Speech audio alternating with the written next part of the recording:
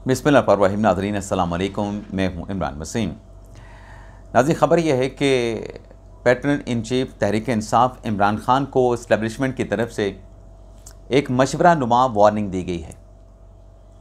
वो मशवरा क्या था और ये प्रपोज़ल इमरान ख़ान तक कैसे पहुँचाया गया और उस तजवीज़ में बानी तहरीक इंसाफ, अब तो pattern in chief Tehreek Insaf हो चुके हैं, उस पैगाम, उस तजवीज़ में ख़ान साहब को कैसे वार्निंग दी गई, क्या वार्निंग दी गई, क्यों कहा गया कि अगर आपने ये कदम उठाया तो ख़ान साहब सोच लें कि फिर सियासत भी नहीं बचेगी। तो इस बड़ी ख़बर की डिटेल वीडियो लॉग में आपके साथ हम शेयर करने जा रहे हैं। बाकी कल इस्लामाबाद हाई कोर्ट में और GHQ रावलपिंडी हमला केस में जो इमरान ख़ान साहब के केसेस की समाअत हुई है, उसका मुख्तसर सा एनालिसिस भी करेंगे। कल आपके साथ प्रॉमिस किया था, लेकिन गुज़िश्ता रात आपके साथ मुलाकात नहीं हो सकी और आप जानते हैं कि इस्लामाबाद से बहावलपुर से अपने आबाई शहर पहुँचे हैं, तो घर पे वालिदैन, अम्मी अब्बू, उनके साथ मुलाकात, रात गए तक बैठे रहे, बहनें आ गईं, भाई आ गए, तो मुलाकात और गपशप बड़ी तवील हो गई। तो एक तो इस बड़ी ख़बर की डिटेल आपके साथ हम शेयर करेंगे, कुछ और जो दीगर हैपनिंग्स हुई हैं उनकी तफसीलात पर भी आपके साथ हम डिस्कस करेंगे। लेकिन प्रोग्राम का आगाज़ करने से पहले आपसे दरख्वास्त के चैनल को सब्सक्राइब कर लें, बेल आइकॉन का बटन प्रेस करें, वीडियो पसंद आए तो इसे लाइक और शेयर ज़रूर कीजिएगा। नाज़रीन, व्लॉग का आगाज़ एक मुख्तसर और अफसोसनाक ख़बर से करेंगे। ख़बर नाज़रीन ये है कि मुस्लिम लीग नवाज़ के सेनेटर अब्बास अफरीदी साहब जो कहाट में अपने हुजरे पे मौजूद थे, वहाँ पर गैस लीकेज का धमाका होता है और अब्बास अफरीदी साहब अपने 3 साथियों के साथ झुलस जाते हैं, ज़ख्मी हो जाते हैं। फौरी तौर पे उन्हें कोहाट के बंद सेंटर में मुंतकिल किया गया, लेकिन उनके ज़ख्मों की हालत को देखते हुए अब्बास अफरीदी साहब को खारियाँ कैंट ले जाया गया। और अफसोसनाक ख़बर यह है कि अपने ज़ख्मों की ताप ना लाते हुए जितना जिस्म अब्बास अफरीदी साहब का इस गैस लीकेज धमाके में झुलस गया था, वो दुनिया से पर्दा फरमा गए हैं, उनका इंतकाल हो गया है। तो अल्लाह ताला उनको अपनी जवारे रहमत में रखे और जो सोगवारान उन्होंने पीछे छोड़े हैं, अल्लाह ताला उनको सब्र जमील अता फरमाए, आमीन सुम्मा आमीन। अच्छी खबर नाज़रीन ये है कि पाकिस्तान के IT सेक्टर में जो एक्सपोर्ट्स हैं वो 3.14 बिलियन डॉलर तक जा पहुंची हैं। ये रवा माली साल की बात हो रही है। और जो IT से जुड़े एक्सपर्ट हैं वो ये दावा कर रहे हैं कि आइंदा आने वाले जो मालियाती साल है 2025-2026 का IT एक्सपोर्ट में 25% से ज़ायद इजाफा होने का इम्कान है। तो जहां आपके साथ हमने अफसोसनाक ख़बर शेयर की, तो सोचा कि एक अच्छी ख़बर भी पाकिस्तान के मईशत के हवाले से एक अच्छी खबर भी आपके साथ हम शेयर कर लें। अब नाज़रीन आ जाते हैं GHQ रावलपिंडी हमला केस की मुख्तसर सी बात करके इसका एनालिसिस करते हैं। एक तो आलिया हमज़ा साहबा नहीं पहुंची। आलिया हमज़ा साहबा के ना आने पे अदालत ने उनके जो ज़मानती मचलके थे उनको मनसूख कर दिया और आलिया हमज़ा के अरेस्ट वारंट अदालत की जानिब से नाकाबिले ज़मानत अरेस्ट वारंट जो वो जारी कर दिए गए। फिर वो एक जो केस के मुद्दई हैं सब इंस्पेक्टर मोहम्मद रियाज, उन पे इमरान ख़ान साहब के वकील कौसैन फैसल साहब ने जिरा करनी थी, लेकिन कौसैन फैसल साहब ने जिरा नहीं की और अदालत में ये उज़र पेश किया गया कि सलमान अकरम राजा साहब इस केस में जिरा करेंगे। अब सलमान राजा साहब का क्रिमिनल केसेस करने का और जिरा करने का, क्रॉस एग्जामिनेशन करने का कोई तजुर्बा नहीं, और पहले वो कभी इस केस में बतौर लॉयर पेश भी नहीं हुए। और फिर केस की समाअत के दौरान तहरीक इंसाफ के लॉयर की तरफ से, तहरीक इंसाफ से जुड़े लोगों की तरफ से नारेबाजी की गई, शोर शराबा किया गया, हंगामा आराई की गई। बड़ी मुश्किल से सब इंस्पेक्टर मोहम्मद रियाज का बयान कलमबंद हुआ, लेकिन जिरा का जो प्रोसेस है वो मुकम्मल नहीं हो सका। एक और गवाह का बयान रिकॉर्ड किया गया, लेकिन 2 मज़ीद गवाह जो प्रोसिक्यूशन लेके आई थी उनके स्टेटमेंट नहीं रिकॉर्ड हो सके।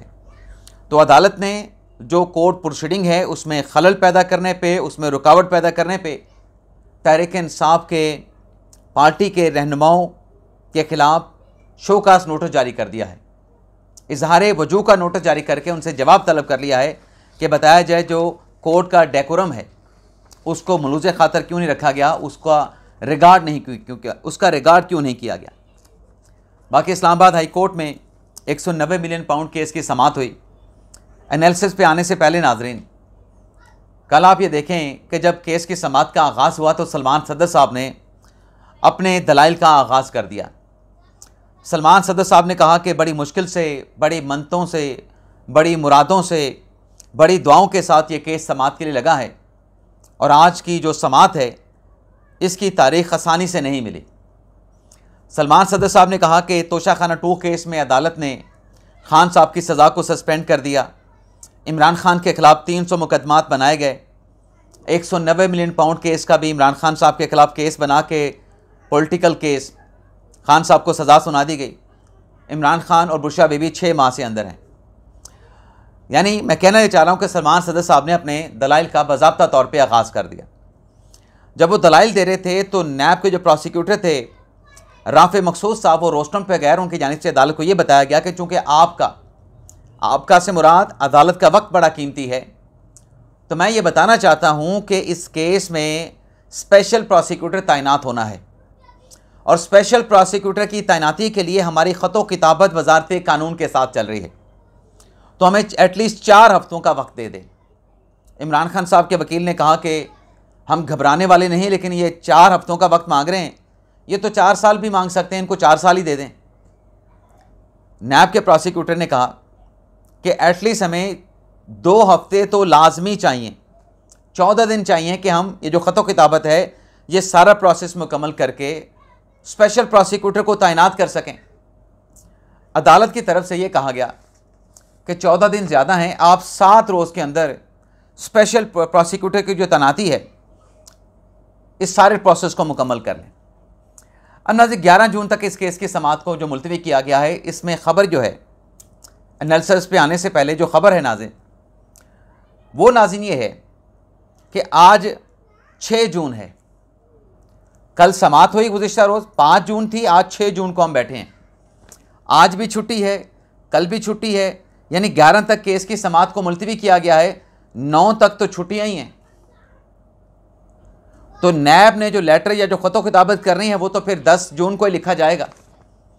10 जून को लेटर लिखा जाएगा। स्पेशल प्रोसिक्यूटर वजारत कानून सोचेगी किसको हायर करना है, किसकी खिदमात हासिल करनी है, क्योंकि पहले तो अमजद परवेज़ साहब थे। अमजद परवेज़ साहब एडवोकेट जनरल पंजाब लग चुके हैं। तो अब इस फौजदारी केस में नैब की जो सज़ा है उसका दिफा किस प्रोमिनेंट वकील से कराना है, तो वो नाम भी तलाश करना पड़ेगा ना।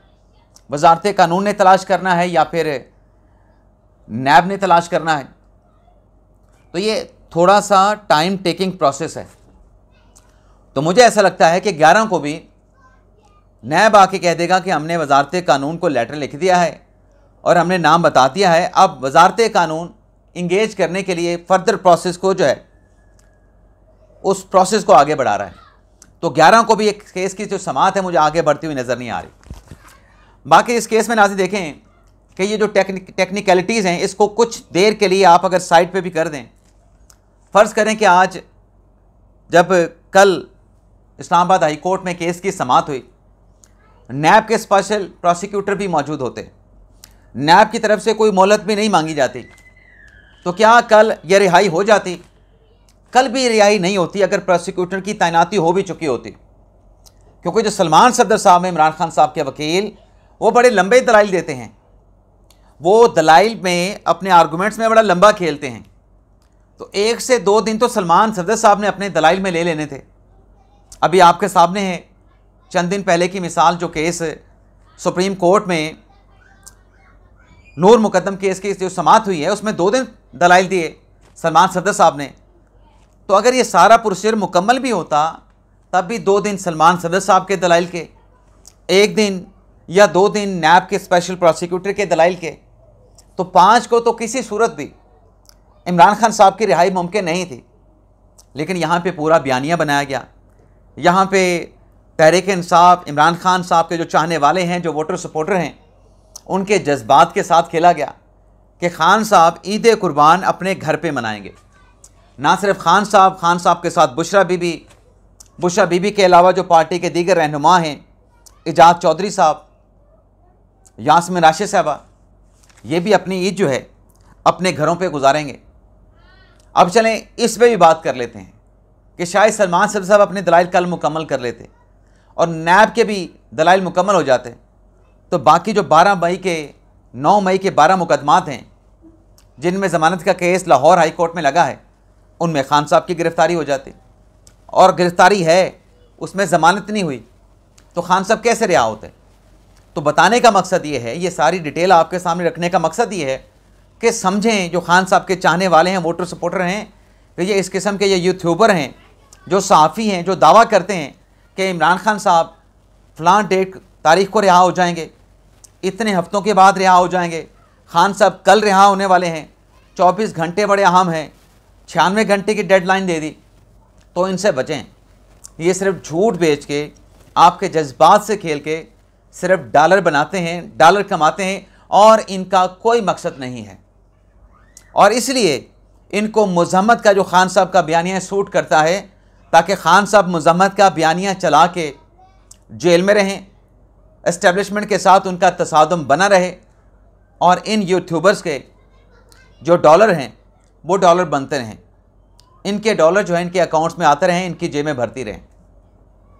अब नाज़रीन अगली खबर पे आते हैं। अली बिन गंडापुर साहब ने खुद कह दिया कि हमें खान साहब की रिहाई नज़र नहीं आ रही, लेकिन आज जो तहरीक चलाने जा रहे हैं उस तहरीक के हवाले से पहले तो मौलाना साहब को भी शामिल करना था, लेकिन मौलाना साहब ने इनकार कर दिया।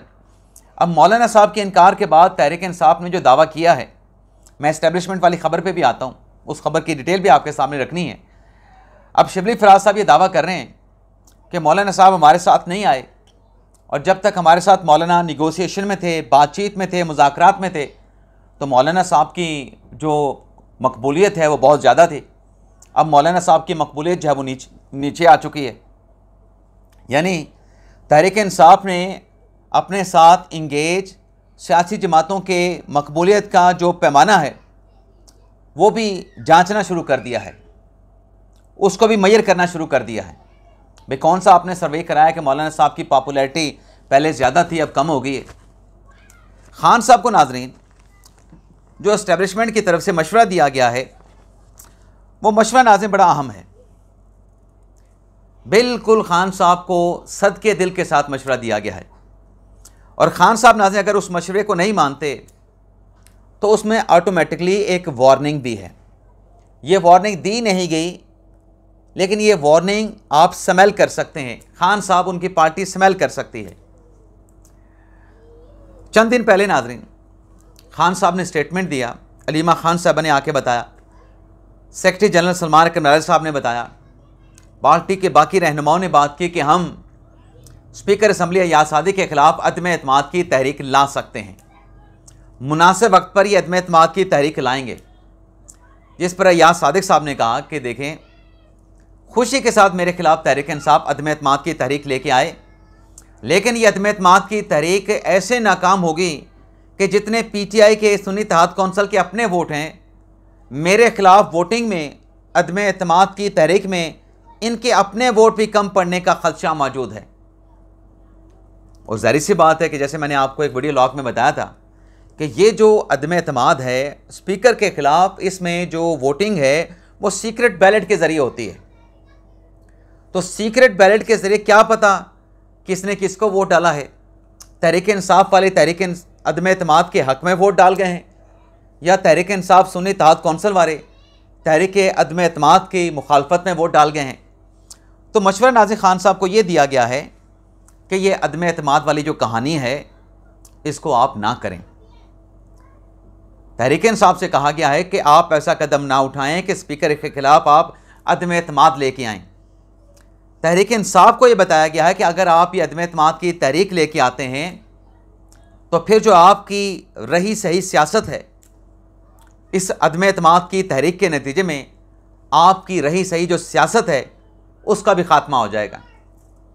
इसलिए नाज़रीन कहा जाता है कि अदम एतमाद की तहरीक जब भी आपने लेके आनी है, इंतहाई सोच समझ के अदम एतमाद की तहरीक लेके आएँ, क्योंकि जब अदम एतमाद की तहरीक अपोजिशन की नाकाम होती है अपोजिशन जमात बहुत पीछे चली जाती है अपनी सियासत में, अपनी मुज़ामत, अपनी एहतजाज की सियासत में बहुत पीछे चली जाती है, और फिर दोबारा खड़े होने के लिए वो तवानाई, वो फोर्स दोबारा से गेन करने के लिए, वो ताकत गेन करने के लिए बड़ा वक्त गुजारना पड़ता है। जो प्रेशर हुकूमत पे होता है अपोजिशन का, वो ख़त्म हो जाता है। ये मशवरा नाज़िर ख़ान साहब को पाकिस्तान तहरीक इंसाफ को दिया गया है, और ये मशवरा वज़ीर दिफ़ा ख्वाजा आसिफ साहब ने दिया है, जो कि इस्टेब्लिशमेंट के सरबराह हैं, इस्टेब्लिशमेंट की वजारत के मुतल्लिका मिनिस्टर हैं, कि ऐसा काम मत कीजिएगा, वरना आपकी जमात की जो रही सही सियासत है उसकी भी कसर निकल जाएगी। तो ये था नाज़िर हमारा आज का वीडियो लॉग। आपसे इजाज़त चाहते हैं। अल्लाह ताला हम सब का हामी नासिर हो। अपनी दुआ में याद रखिएगा। अल्लाह हाफ़िज़।